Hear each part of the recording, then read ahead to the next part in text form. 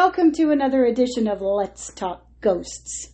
Today, we are going to talk about a new, well, no to us, not really new to us. Anyway, a new series that we've seen on the Canadian channel Travel and Escape. I'm not sure where else. You probably can find it on YouTube and other places. If I can find it other places, I'll certainly link to it below. So this is a series called History's Most Haunted. Now, y'all know how I feel about Most Haunted in general. So and it doesn't disappoint. You know, it is not as bad as Yvette Fielding and all of that stuff. However, it is a different kind of horror. Bad? So this is three women. I believe they're Canadian. Yeah, they are. Which would make sense because it's a Canadian thing. Their names are Corinne, Leanne, and Kelly. And we first found them, a year or 2 years ago maybe. And they were doing some, I think it was Gold Rush. Was it Gold Rush? Yeah. Ghosts. And it was like a little tour through BC, basically. Yeah. And at that time we thought, I mean, it was okay. I think actually it's the production that I'm not so fond of because they wasted so much time, I don't know, driving and talking and stuff, and the actual investigation was minimal. So I was very skeptic that this was going to be different. So obviously they have approached the network, or the network approached them and said, we'd like to do a new series. So this one is History's Most Haunted. And they actually go to places, not just in Canada, they go in the US. And I've seen a couple of episodes now. One, they were at the Menger Hotel in San Antonio, Texas, which was really disappointing. Yeah. I won't even go into that one at the moment. Let's just say, yeah, more history, not enough investigation. Case closed. Well, there's way too much yabba yabba. Well, it gets better. Today, the one that we watched is the one that was on TV last night, and it's called, I don't even know what it's called, but it was about the Salem witch trial. So they're in Salem, Massachusetts. Now, the first 10 minutes was pure history of Salem. Yeah. Which was good. I mean, they had different historians and stuff. And I really liked that. I mean, I like delving into the history behind stuff. But, oh, dear God, we all know the history of Salem and the witch trials. Yeah. But it's nice to hear different perspectives, different historians. So that was good. They chose to go to two of the sites everybody goes to. The first one was the Turner Seafood Restaurant. Always, everybody goes here. And the person, I don't know if she was the owner or the manager or whatever, I don't even care at this point. She started off saying how she saw a woman at the top of the stairs and she just wanted to know if it was Bridget Bishop or not. Yeah. And all I could think of is, you crazy woman. This has been proven over and over and over by different investigators that it is Bridget. Yeah. You're just using this as cheap PR for your restaurant. Yeah. And it is cheap because it's a Canadian production, so there's not a lot of money involved. But, okay, so that's fine. They do a whole bunch more, history about the restaurant. And the lady talks about, she was scared of the lady standing at the top of the stairs. Really? She was standing at the top of the stairs, that's all. You could have... When she came out of the bathroom. No, she was going to go up to the bathroom. And then she stopped because the lady was there. I would have just said, excuse me, I got to go to the bathroom. And kept on going. But no. She's terrified because she saw a lady standing at the top of the stairs who was doing nothing. Yeah. Nothing threatening, just standing there. I mean, it could be a residual thing for all you would know. It could have, but you know what? I would say that maybe she should be scared because she's not familiar with ghosts. But she said that she seems to get all the ghosty stuff that comes to her. So she's very familiar with ghosts and spirits. I think she might be sensitive or something. In fact, I think they talked about that later on in the episode. So, it's not like she should have been terrified. She was using this for PR. Yeah. Yeah. So anyway, they start off, I don't know, in room, no, that's a hotel. They start off somewhere and they They're talking about the investigation, obviously, seeing what they can find. They use the ovilus. Now, the ovilus actually was interesting. Yeah. They got very significant words on the ovilus. One of them was witch, wrong, and the other was news me wrong. And so they figured that meant, the news about her was wrong. She wasn't a witch, which was true. I mean, she was a 3-time widower, or widow, and people just assumed that, she was killing off her husbands after the third one. Well, no, she was just a very unlucky woman who lost her husband to illness and whatever back in those days because there was people died for, well, like minor things because there was no real medical care back then. So yeah, she was just very unfortunate. So then they go into this, they thought it was a crawl space or something under the stairs, and it turned out it was actually the opening to the attic because they were up on the top floor. We didn't know that at the time.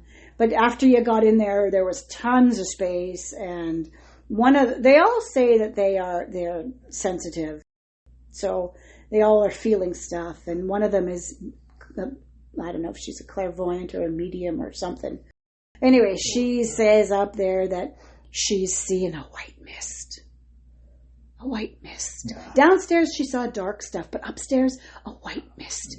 That must be Bridget.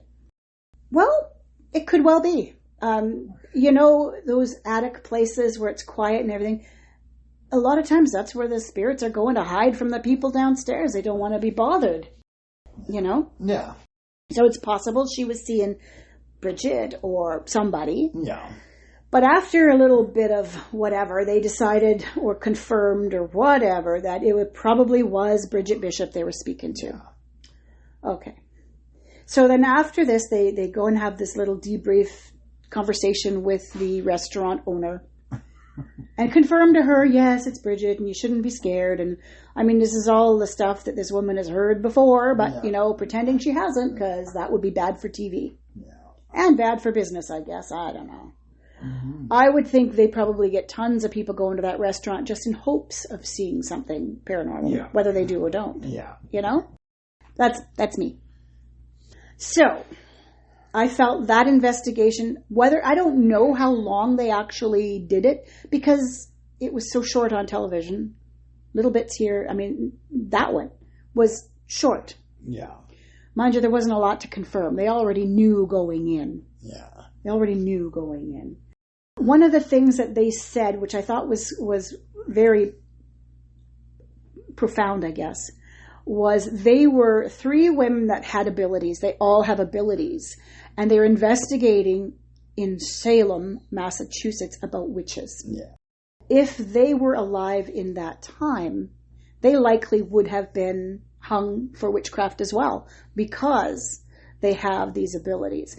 Now, one of the girls is more, one of the ladies, I should say, is more of a physical, I don't know if she's a medium, but she senses things and immediately she'll get like a headache that is as strong as a migraine, stuff like that. So she feels the energy around her.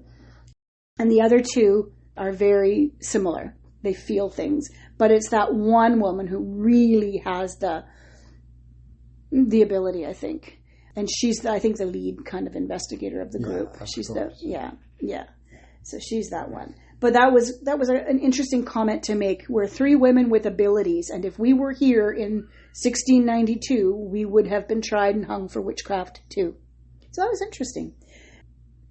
If it had been any place else where they were starting to get all this information, all this contact, I would have thought that was really probably why they were communicating. But everybody communicates with Bridget, and these people want to be heard. Yeah. So the next place they went to, again, one place that's been investigated a gazillion times, but this one had a little different twist to it. They went to the Hawthorne Hotel because one fellow who is an author, Sam Boostereed or something like that, is an author, and he writes about haunted history, basically. And Salem's haunted. Yeah, mostly Salem, but he does write about haunted history, and he has been a writer for about 10 years, he said. And in the last 10 years, he feels he's being stalked by a vengeful spirit, but he doesn't know why. Like, why is this person stalking him? He thinks it's a man, at one point he said it was a man with a top hat and red eyes. Why do they always have to have frickin' red eyes? I think sometimes people want to be stalked by a demon. And he's not a demon. No. So the Hawthorne Hotel, they say, is the most haunted hotel in Salem, in all of Salem. And it is built on the land of one of the magistrates who did the hanging or sentenced people to hang. So you got to wonder if a lot of the haunting at the hotel is because of that. Yeah, well, it could be. I would think so. Yeah. Because, first of all, that magistrate, that was his home, that area. So he's going to hang out there. And then all the spirits that, are mad at him because he sentenced them to death, they're going to come for him there. Yeah. At least that's, what I would do if I was in the afterlife. I'd be going after that piece of shit who, hung me for nothing. Yeah. Anyway, so back to Sam. So during the course of the investigation, they go into the most haunted room, which was room 612. Right. And the first thing they did was put 2 EMF detectors on the end of the bed because it's been rumored that, people wake up and see a woman or other people standing at the end of the bed. So they put the EMF detectors down and they start going off like crazy. And the first thing I think is, don't you try to debunk that first? Don't you try and see if maybe above where that light is, above the bed, is emitting EMF? Or on the floor, maybe there's wiring in the floor. Why just that one spot? And why immediately as soon as they walk in the room? Yeah. That doesn't make sense. To me, that is crap evidence. When in doubt, throw it out. They didn't even try to debunk it. No. Didn't even attempt it. Just immediately went, oh, well, okay. Well, we better go downstairs now. So they did. They just went downstairs and went straight to the basement. And that's the way... That's part of the thing that I find so maddening. Because they don't debunk, they don't spend any amount of time in one place. I question their knowledge about ghost hunting and paranormal investigating. Oh, yeah.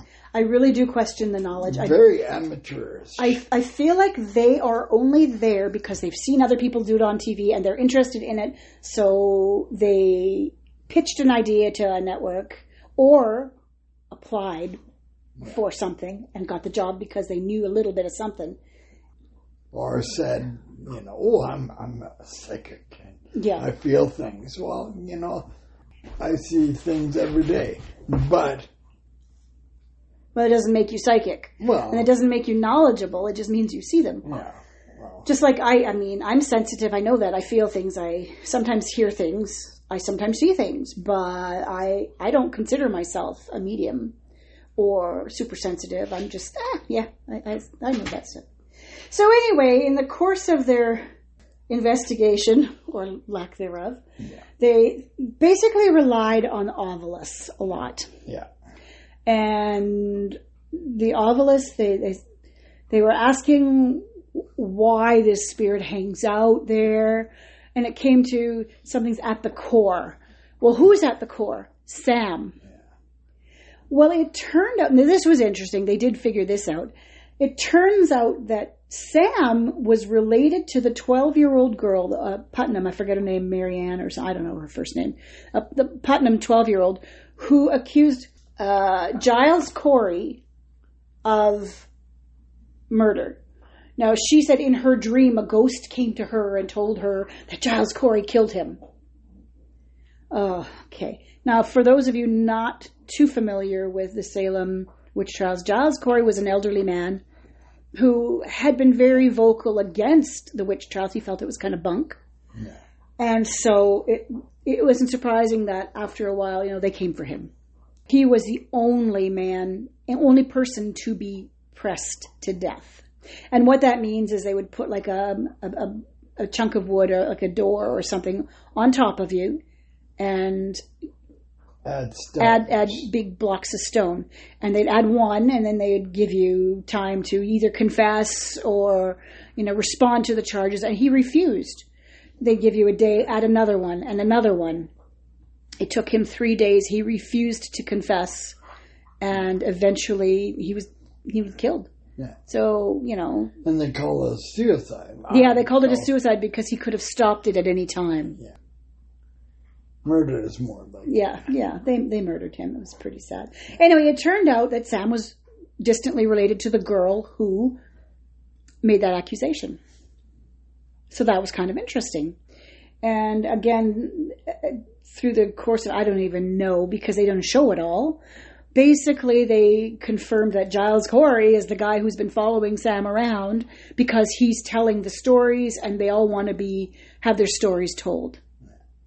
So that's their opinion. That's their opinion, and they showed us nothing to back it up except an SLS, which of course could be crap.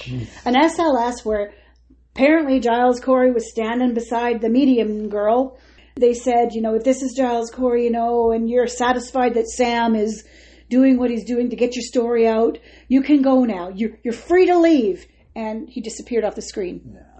That doesn't mean he went anywhere. Yeah. That just means the SLS either stopped picking him up or stopped capturing something. Capturing something. Yeah, because... I hate the SLS. Yes, me too. Because they're awfully bad for giving you a shadow yourself. Yeah, especially if there's any reflective surfaces around. Or, as we saw in that one we talked about with Dalen Spratt and his cemetery shows, graveyard thing, yeah. We saw the SLS mapping tombstones and stuff and trying to turn it into people. Yeah. So we know how bad it is. Yes. I wish they would stop using it, but, in some instances, yeah, maybe. But you have to take it in context. With a grain of salt. You have to take evidence in context. And sometimes it's real, sometimes it's not. Yeah. And just can't assume, because it's gone now, he's crossed over, he's gone away. Yeah. Screw you, he's not crossed over, he's still there, I guarantee it. Yeah. He has a lot to say, and he's going to keep saying it for years. Years and years and years and years until, he feels vindicated.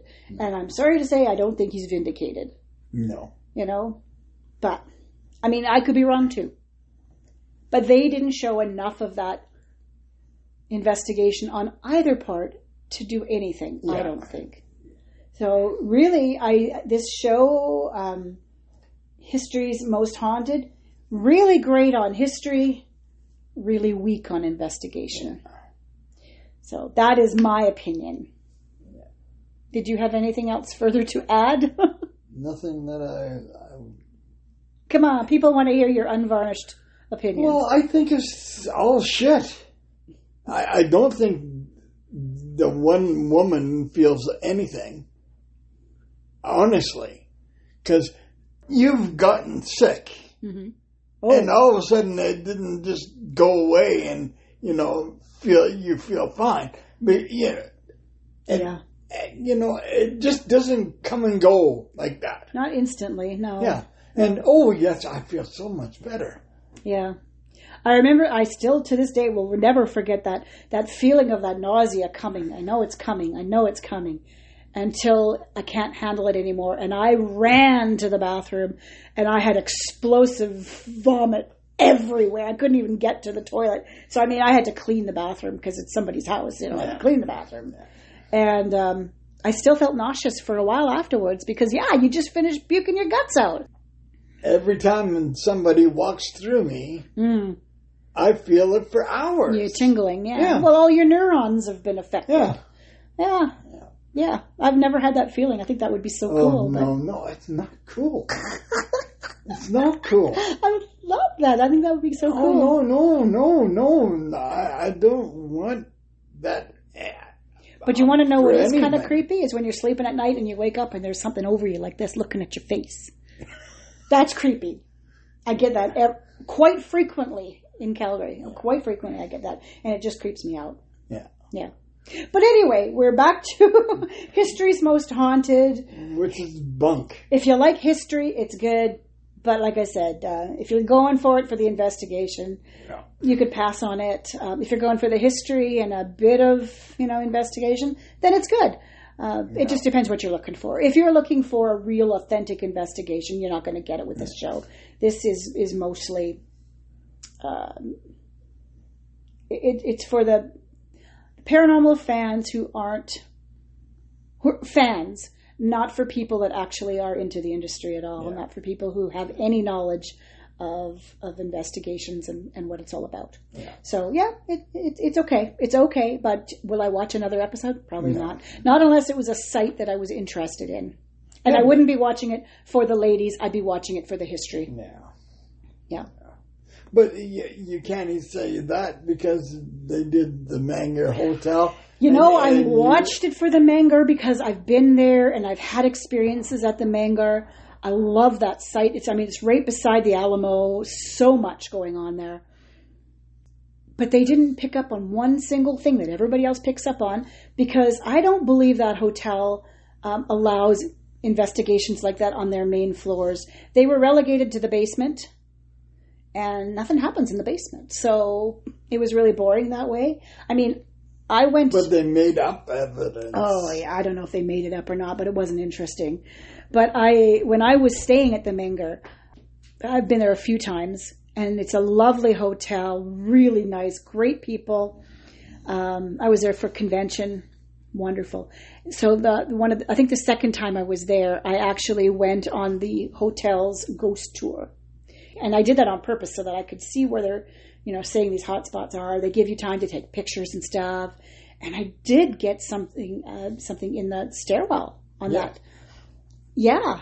So that was very interesting. I had experience in my room a couple times. For example, the first time I went there, I got, when you're in an airplane and your ears get plugged and you get that dizziness, that spinny feeling.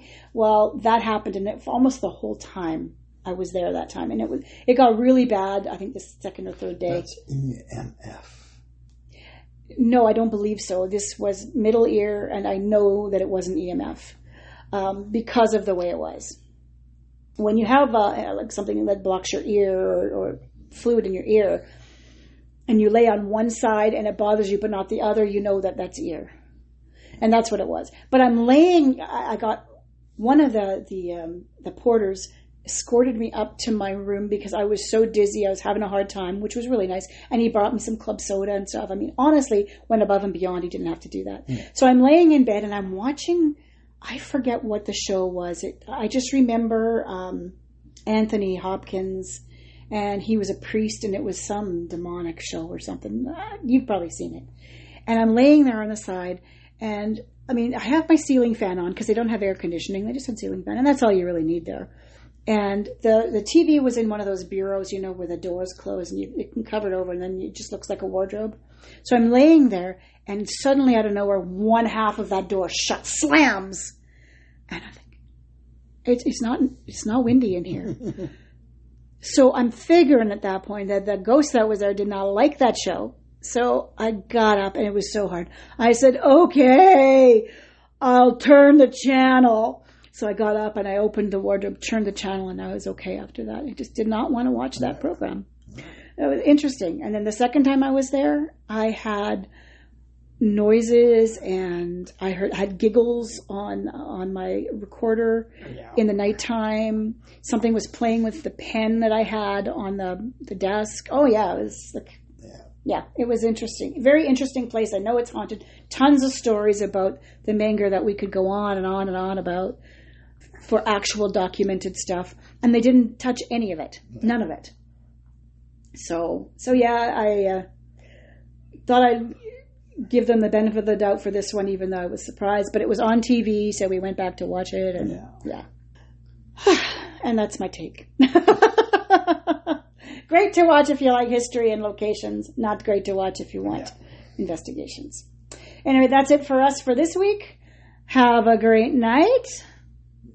Happy hunting. Happy hunting. Bye now.